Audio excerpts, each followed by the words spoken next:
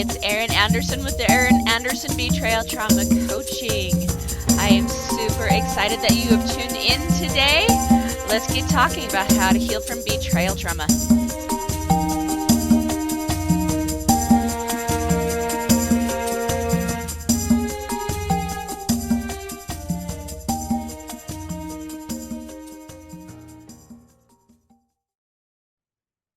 Hey everyone, welcome back to another episode of The Other Side of the Struggle. So last week we talked about Christmas and how Christmas is a time for healing, it's a time for joy, it's a time for peace, and it's a time for, healing, really. That is what Christmas is all about. And I am going to, again, just reiterate that Christmas is not just about what happened all last week.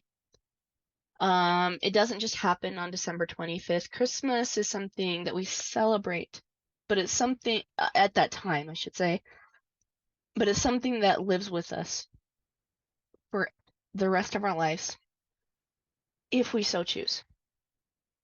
And, but in order to choose that, we have to make some different decisions. We have to say that things are going to be different by that time next year, right?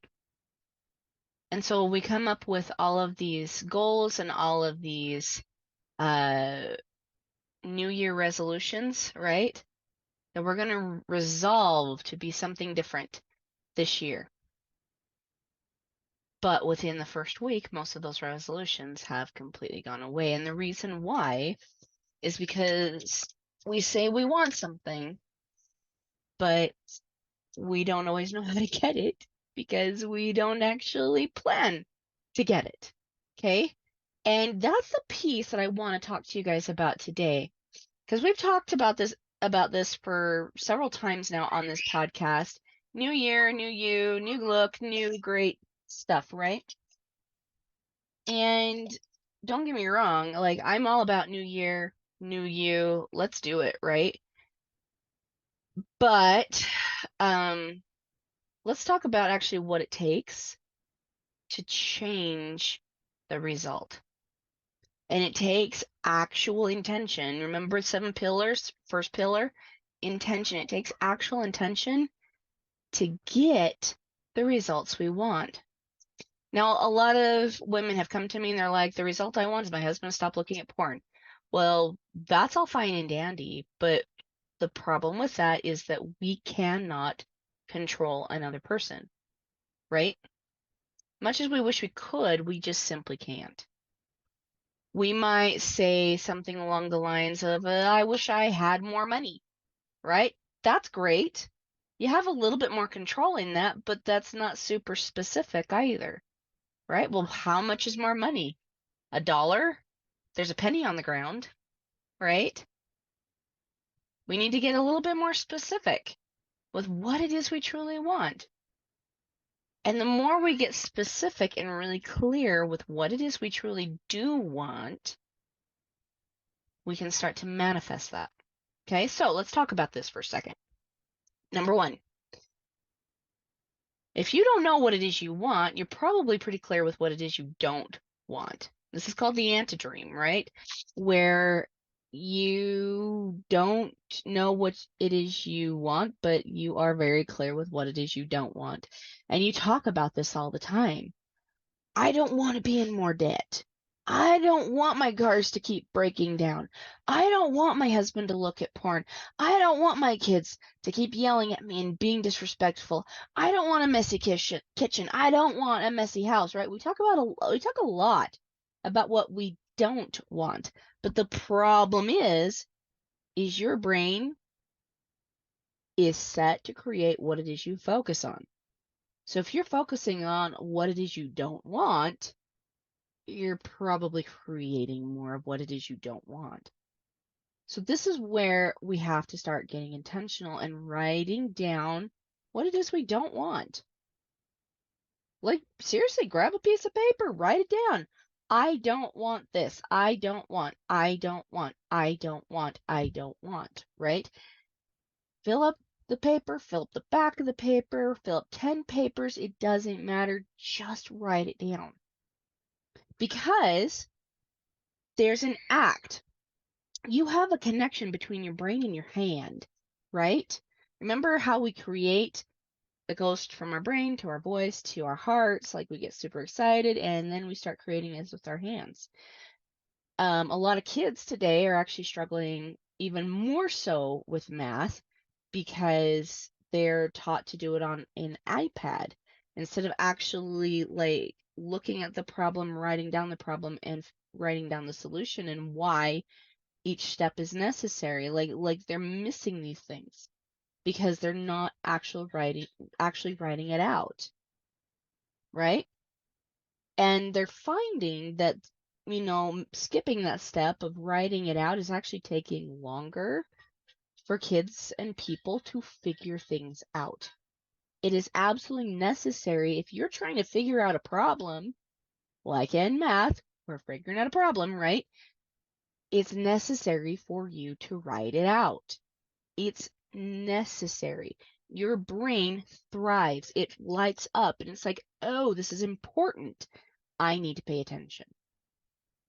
That is what your brain starts to do. Getting it on board, right? We're getting the brain back on board. This is pillar number 3. So we get our brains on board. We start writing it out. And then we get to ask ourselves this question. So if I don't want more debt, what is the opposite of that? What do I want? Well, I want to be out of debt. Okay, cool. What does that look like? Right? We can sit there and say, I want to be out of debt, but again, that's very vague. What does being out of debt look like to you? So let me give you an example. One of the things I might say is, I don't want my business to fail, right? I want to have a very thriving and successful business, right? Do you see the change? I don't want my business to fail. That'd be on the don't side. I do want it to succeed. That's on this side. I want a thriving business. Now we're getting a little bit more clear. But if I really, really wanted to get in and get the details down of what it is I do want, all of the sudden we're activating the mind, the voice, the heart, and our hands, right? These are the 4 main components to creation. So I get to get curious. Well, what does a thriving business look like? Well, I would like to be bringing in $15,000 a month, right? Okay. That would give me, let's see, doing the math here, $145,000 by the end of the year if I was making $15,000 a month or more. That would be 6 figures. Okay. Okay. So that's a goal to be thinking about. How would I get that 6 figures? Well, I know all money comes from relationships. So I probably need to strengthen my relationships a little bit more. I need to get out and make more relationships, spend more time with people, succoring them, doing what I naturally do, right? Maybe I need to create some events, hint, hint, hint, where people can come and meet me and I can actually help them with what it is that they want help with the most in their healing journey and in their relationships. Maybe I need to create a podcast. Maybe I need to create a blog. Hint, hint, hint. A book. Hint, hint, hint, hint. Right? Those are some things that I could do to start creating this. What would I do with that money? Well, definitely save some of it. I think I'd put some of it towards a vacation. I'd put some of it towards excellent coaching. So that way I can continue moving forward in this way.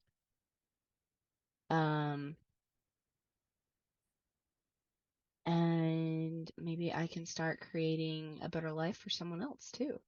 I would really love to do that with $15,000.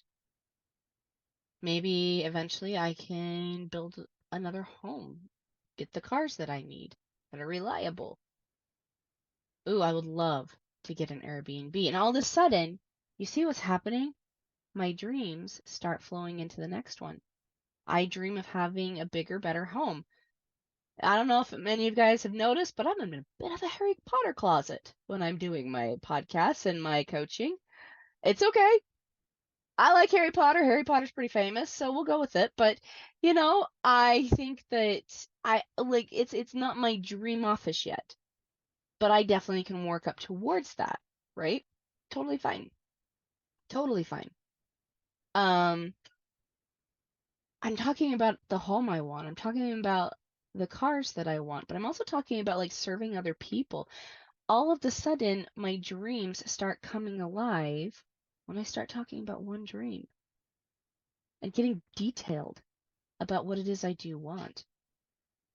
So the next thing is we get out our calendars and make sure that that gets scheduled. Okay?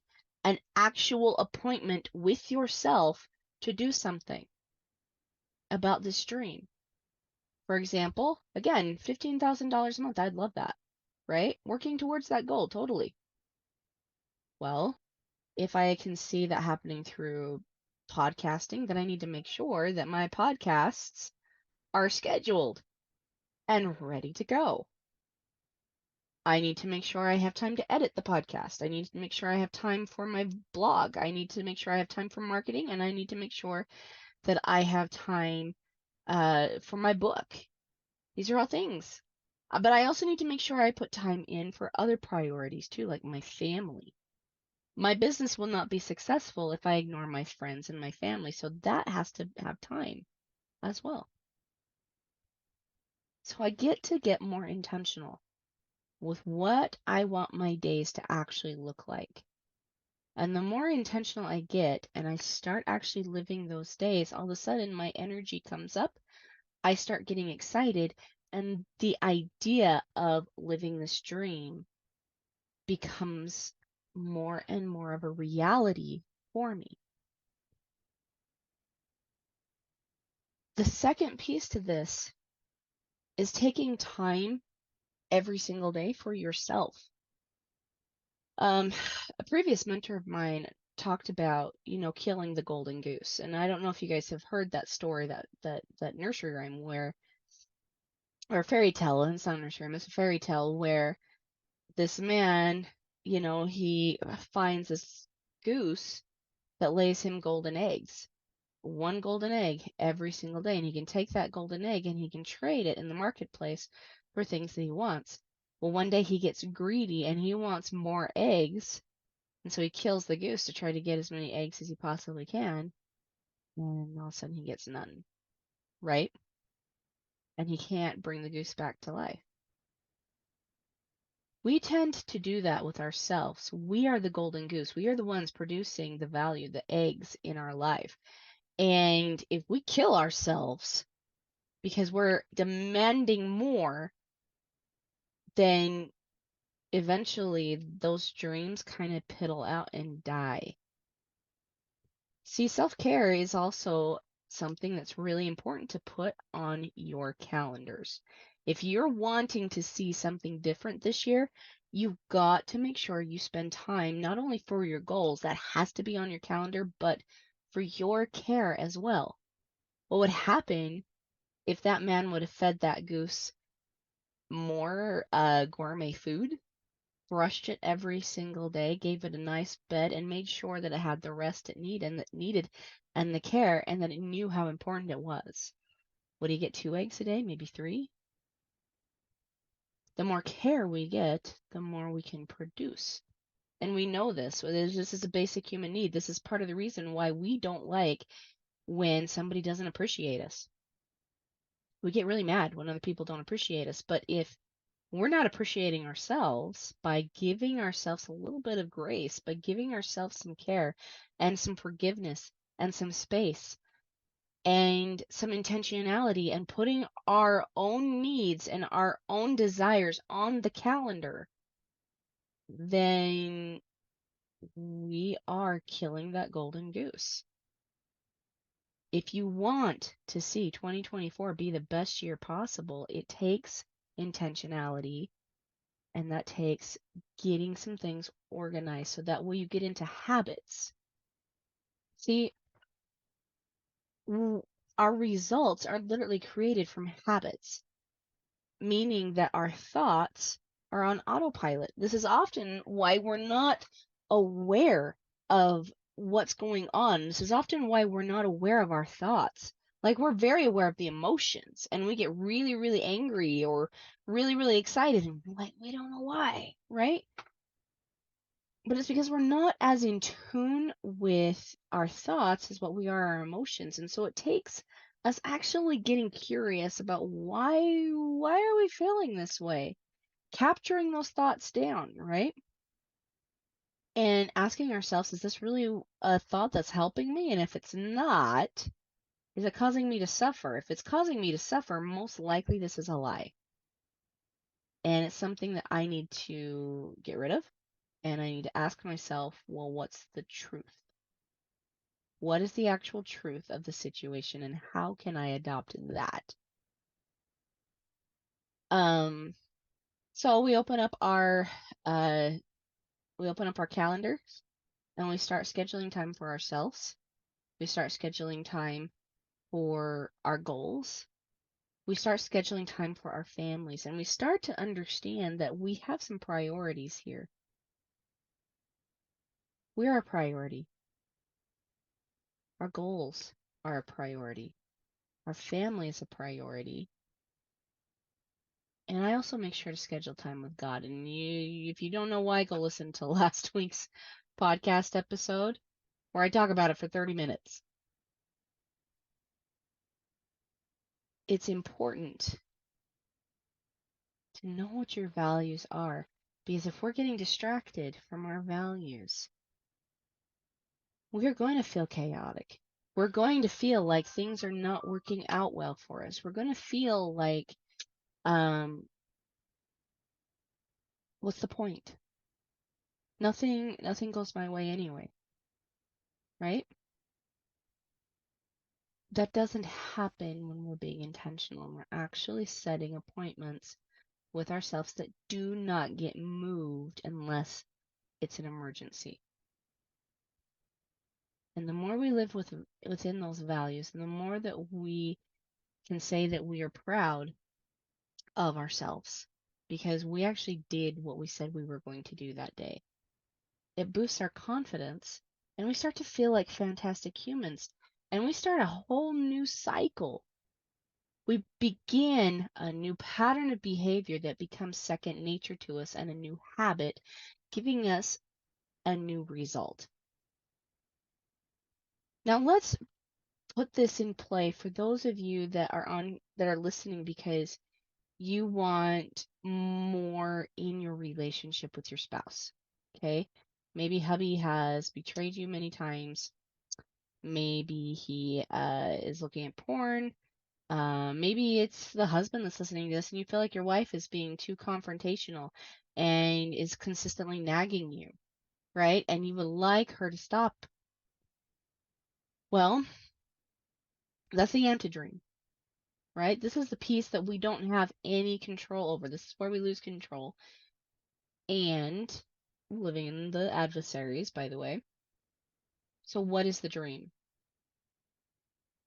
I want a husband that loves me, is excited about what I want to create, that I know that he cherishes me, that makes me a priority, that gives me the ability to feel like he's intentionally loving towards me. He speaks my love language. He takes the time to know me, right? That's a very detailed dream.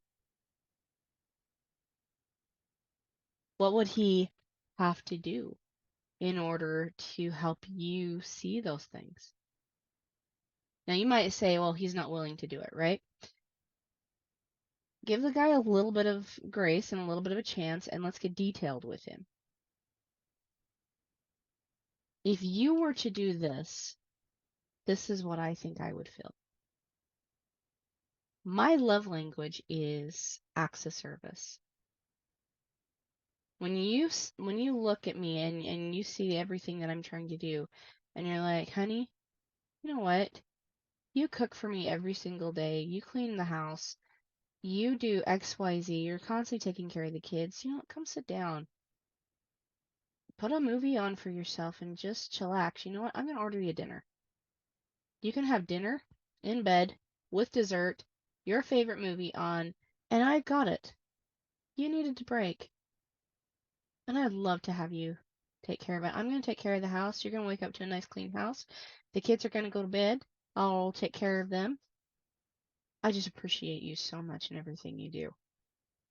How would that feel to have something like that? Giving and asking for that, getting really specific. It's good to ask for what it is we want. And most of the time, husbands do want to help us. I really do think that most men are this way. But men are kind of wired a little differently than what we are, right? They're not as emotional as what we women are, and so they're just kind of going along to get along most of the time. Not That's nothing against the guys. The guys, I really respect you, but um they just don't think on an emotional level as much as what we women do. And so when you get very specific and very logical with them, and you help them really see what it is you do want and not asking them to read your mind. Men appreciate that because they do want to know what what it is you do want from them, but they struggle figuring it out because they just don't they don't want to walk into a landmine and they're afraid they're going to. And so if you're very specific with them and let them know what makes you feel loved, and you communicate that love language to them, most of the time they actually do want to do something with that. Men, if you feel like your wife is being too nagging and she's constantly after you, and you would like her to stop nagging you, but be more compassionate, more patient, more loving and considerate of you, and more physical.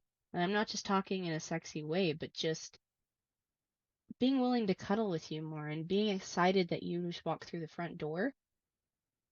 Have you asked her lately how she's doing? Have you got intentional with her? Have you asked her to share and bare her soul to you without feeling the need to correct her or without feeling the need to tell her she's crazy, without feeling like you have to defend yourself? Can you handle, like a strong man can handle a woman's emotions without feeling offended, without feeling the need to defend,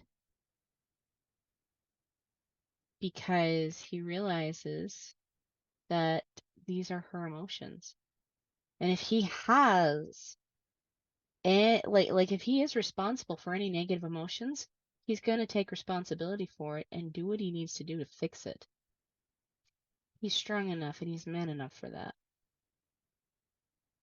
But if he's not responsible for him, he's also man enough to let her say her piece and then just ask her some really loving but good questions. A woman wants a man that can be gentle with her. Let her express herself in any single way she possibly can, but is really good at helping her simply consider and just asking her really good questions, because what is important to her is important to him. That's a guy that we like, just to let you know. So, my loves, I hope that this was helpful for you guys today. Let's get intentional. Let's actually put things on our calendar. And if something that I've talked about is totally foreign to you, turn on pillar number 3, the brain on board, and actually show yourself what it would look like. Play it out in your head. Write it out if you have to. If you guys just had an argument and you didn't like the way that thing went, play it back over in your head and ask yourself, well, what if I would have done this? How would the result have changed? I promise you that with being intentional and getting your brain on board with what it is you truly want, with what kind of a relationship you want with your spouse, with what kind of relationship you want with yourself, and what kind of relationship you want with God. Like, let's actually schedule it, get intentional, and don't let anything else take precedence over that appointment. Okay? Also, Unashamed Image is starting January 10th in just 10 days. It is starting. I would love for you guys to be in on this. And as my gift to you, I actually do have some really great pricing options available right now for anybody that would love to build better boundaries for this year, to stop the gaslighting for this year, to actually transform their relationships into a space where they feel heard, seen, and valued and cherished. If you're ready for that, I would love to chat with you. These calls are completely free, and they're in the booking links. You can get them on my website, erinandersonthetraumacoach.com. Go book a call with me. They're free. And I would love to help you guys take your next steps into healing, to getting the relationships you want, gaining that confidence, and creating the life that you know you deserve. If that's something you would love, please fill up my calendar. It is yours for the taking. Okay, my loves. I hope this was helpful. Next week, we are listening to Marquelle Brown. She will be talking about the jalapeno husband. I know a lot of you guys are excited about that. And until next week, I'll see you guys on the other side. Bye.